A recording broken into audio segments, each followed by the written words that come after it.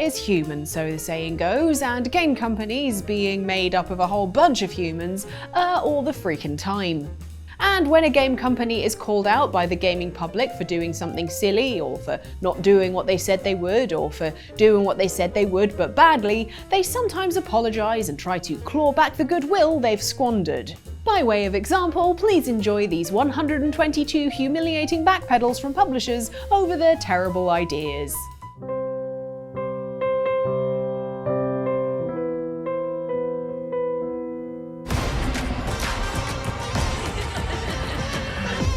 Follow my lead. Crush all disorder that stands in your way. Apex Legends is the kind of battle royale that Faith from Mirror's Edge would design.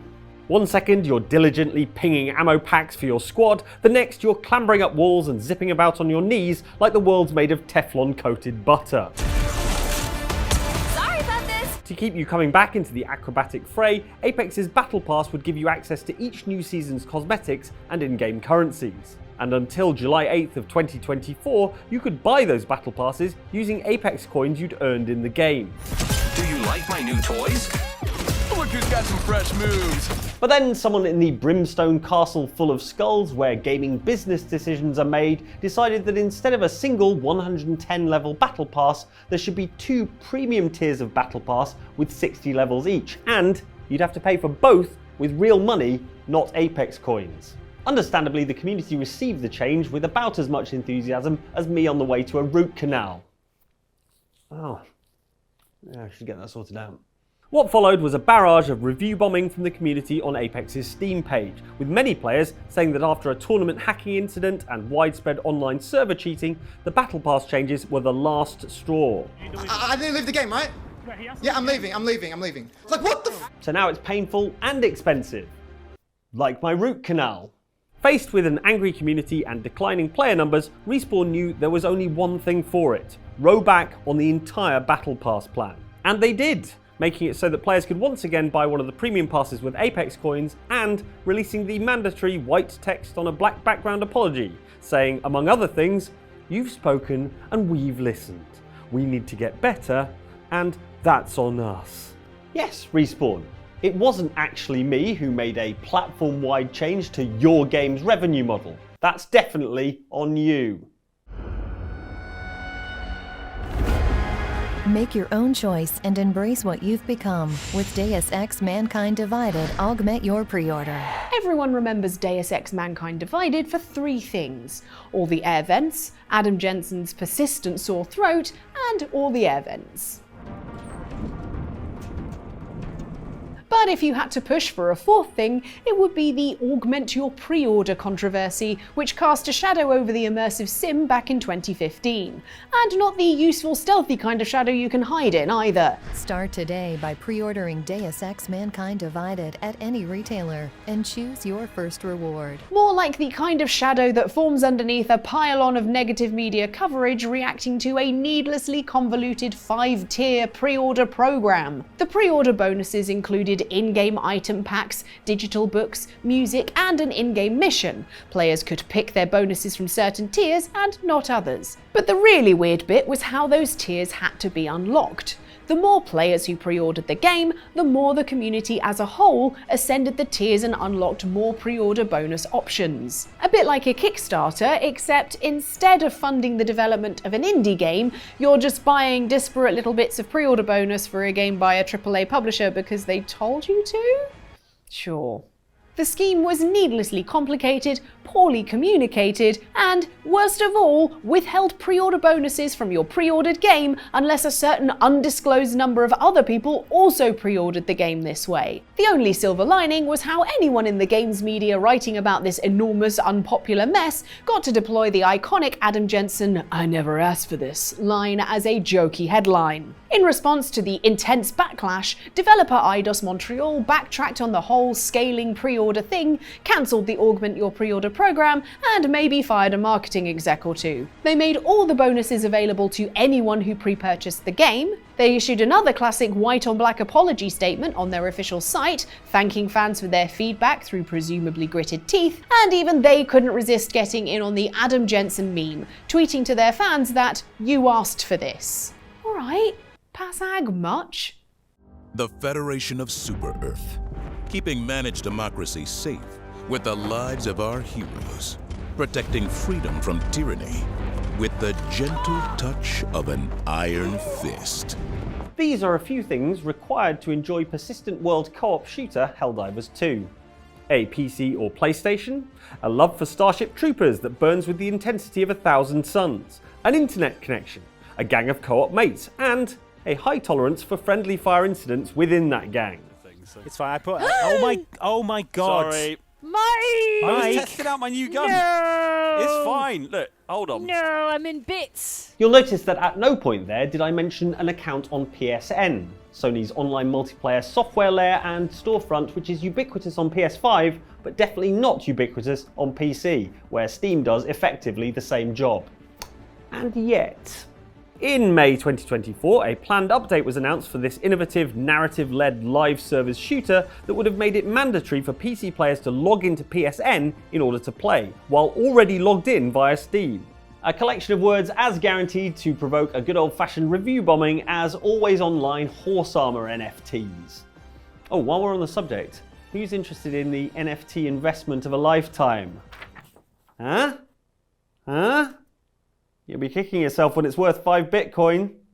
Helldivers 2 took a pelting in the Steam reviews by an angry PC community who'd been playing without PSN for 4 months just fine, thank you, Sony, before the platform holder decided to change the rules. Prepare the white on black apology statement.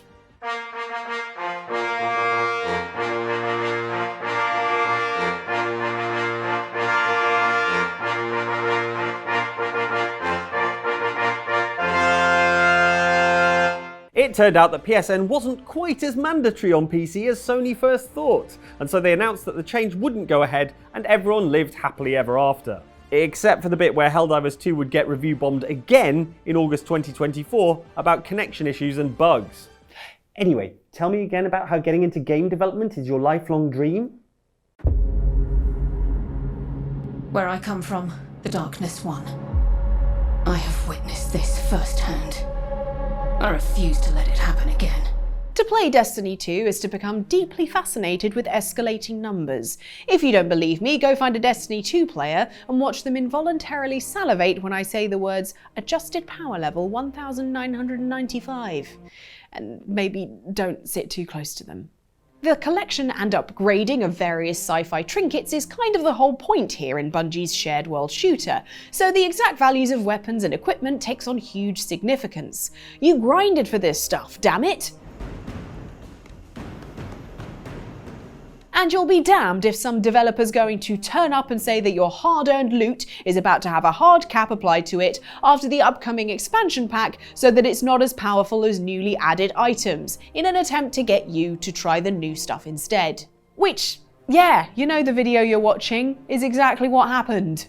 The first time Bungie did this was in 2020 with the Beyond Light expansion, announcing that they'd remove the ability to infuse older weapons, making it impossible to upgrade them to the new power level cap and basically making them obsolete, since they did less damage than the newer weapons. I will give these Guardians the destruction they crave. Bungie called this practice sunsetting, presumably because it sounds a lot nicer than making your stuff terrible. Shockingly, that poetic turn of phrase wasn't enough to make the Destiny community fine with having their gear nerfed, and a backlash ensued. Feeling sufficiently lashed, Bungie went back on their decision and announced that there'd be no more weapon sunsetting after Beyond Light. Which was great for anyone who hadn't had their gear affected by that point, aka precisely none of the angry players who created the backlash in the first place. Bungie had to go even further to make amends, and for the release of the Final Shape expansion, announced that they were actively unsunsetting weapons. So if you kept all your old weapons in your vault this entire time on the off chance, good news! You can now infuse them up to new power levels, and then use them to grind for the new gear that you didn't want because you wanted to use the gear you already had, which you now have again. Hooray! Hi, I'm John Haidt, Production Director on Diablo 3 Reaper of Souls. And I'm Josh Mosquera, the Game Director. So as you saw, we're going to be shutting down the Diablo auction houses. When we originally set up the auction house, this was supposed to be a safe and convenient way for you to trade items. And in that respect, it was very successful. but it became a double-edged sword. Blizzard ought to be pretty decent at apologies at this point. Over the last decade, they've certainly had enough practice. Whoops, sorry about Diablo Immortal. Sorry Overwatch 2 doesn't have that PvE mode after all.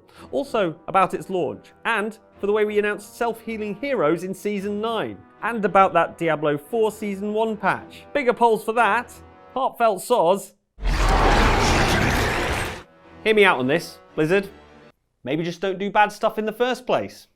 The big kahuna of Blizzard's public acts of contrition, however, dates back to 2013, when a young, bright-eyed Diablo 3 hit the shop shelves and offered players the chance to spend actual money on in-game loot via the auction house. Now, we might laugh now, but sometimes auctions are a good idea. For example, shall I start the bidding at 20 pence sterling? Anyone? 20 pence? Ellen? No! Okay. In Diablo 3, however, auctions were definitely not it. The problem wasn't just that it was possible to spend real cash, but that the whole loot system felt so slow and grindy, it was almost as if Blizzard was encouraging you to drop some coin to speed the whole thing up. Suddenly, items that in previous Diablos would have taken countless hours scouring the very deepest levels of hell to uncover could be bought as easily as a completed Premier League sticker album during a post-drinks eBay trawl. And players didn't like it. After months of negative press from the gaming media and caps lock heavy tweets from players, Blizzard eventually agreed that actually, maybe it is a bit silly to remove the entire point of playing the game after all. The right decision is to preserve the integrity of the gameplay experience of Diablo and make sure that finding items in-game is the best place to find those items. And after that, everything was fine with the Diablo franchise forever. Team Xbox is on a new mission. Design and build an all-in-one system to light up a new generation of games, TV, and entertainment. It must be built for the future with hardware, software, and services that put you at the center. And at its very core, it must be simple, instant, and complete. Announcing a new console is actually really easy.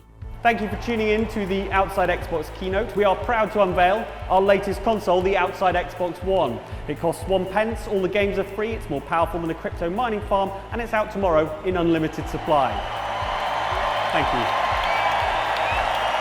See? Easy.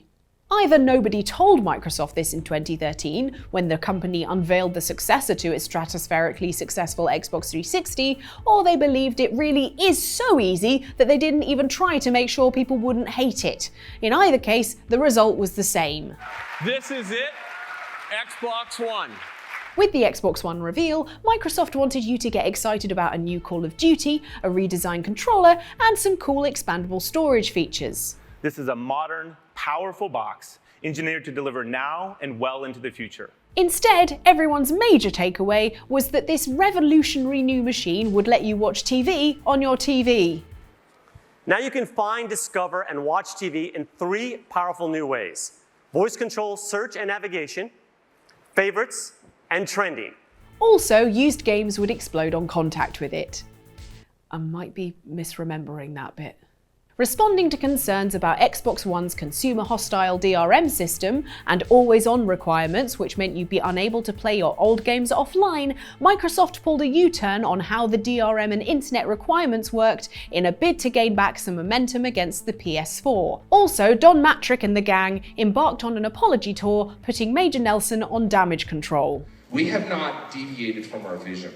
We still want to go forward and give you, the gamers, the most flexible, most powerful system that we can, and game the way you want to game with the games that you want to game with and the people that you want to play with.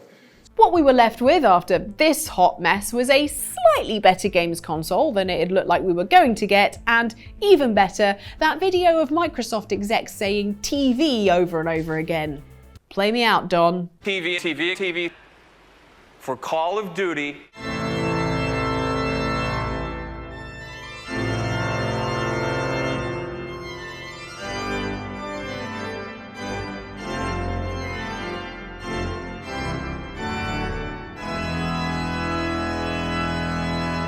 Gran Turismo isn't an easy game. Polyphony's rigorous simulator draws in the very best sim racing players, the ones who aren't scared of taking on even the biggest challenges. like earning enough credits to own 2 cars in the launch version of Gran Turismo 7. Here was the problem. Gran Turismo has a lot of cars, and previously you were able to collect a lot of them by winning races and earning prize money. It was a glorious microcosm of capitalism set to an outrageously smooth jazz soundtrack, until Gran Turismo 7 arrived with, altogether now, the option to buy in-game stuff with real-world money. Players felt that the in-game economy had been adjusted to a deliberately stingy model, which made buying cars with prize money a much slower process than it had been in previous GTs.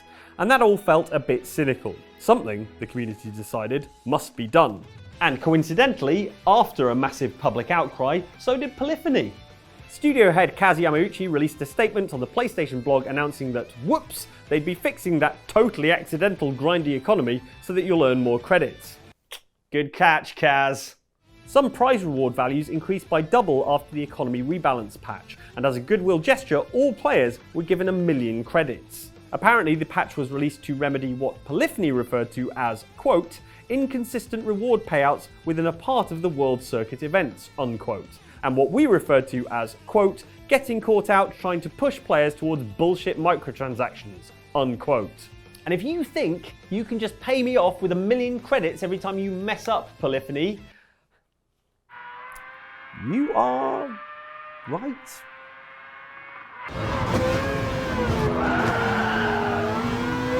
So those were some terrible decisions by publishers that they had to backpedal on. So if you can think of any others, let us know in the comments below. And again, we would sincerely like to apologise for not delivering the full 122 entries as promised. But to make it up for you, we've got some DLC for free here. You've got a video up here from Outside Xbox where you can find more Mike. And then down here, there's another one from Outside Xtra. Oh, look at us, we're spoiling you.